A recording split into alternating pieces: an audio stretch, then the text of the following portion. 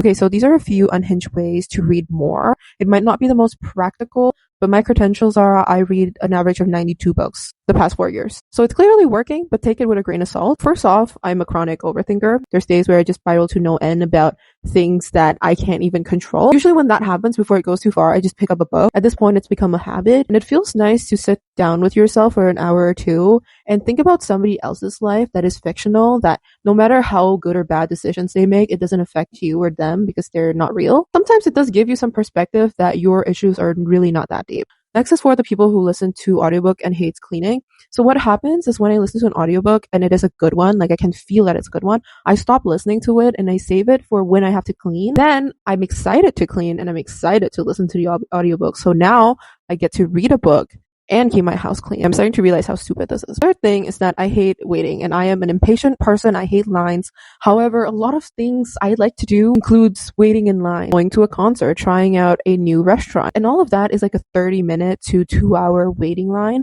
And so what I do is I just have my Kindle with me and I read. So am I really waiting in line if I'm like reading and I'm somewhere else, you know? On a more serious note though, I think it's really important to have like a no pressure mindset. I think I started reading more when I just have like this mindset of like, I don't have to finish every book I read. I can DNF whatever I want. I can read whatever I want. I don't have to read anything that's popular. I can read a book about chess. Make sure you're happy with everything you read. Trust your gut. When you go into a bookstore, look at the blurb.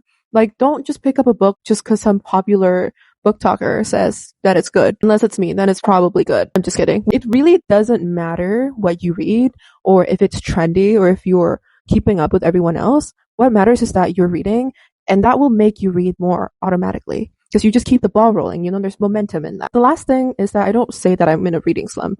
What I do is I just go to my other hobbies and do that hobby instead. And I'll eventually miss reading. And that's usually in a week or so, which is like not a 3-month reading slump. I just don't label it as a reading slump, just labeling it as like, I don't really feel like reading right now, you know, which ties into the no pressure mindset of it all. So yeah, I hope my stupid little rant is somewhat beneficial. I hope it, you know, makes you realize that it's not that deep. Nothing is really that deep, and this is a hobby and you should have fun. Don't let anyone tell you anything about what you read unless you're openly supporting a problematic author that writes like, I don't know, hate crimes and questionable things in their book.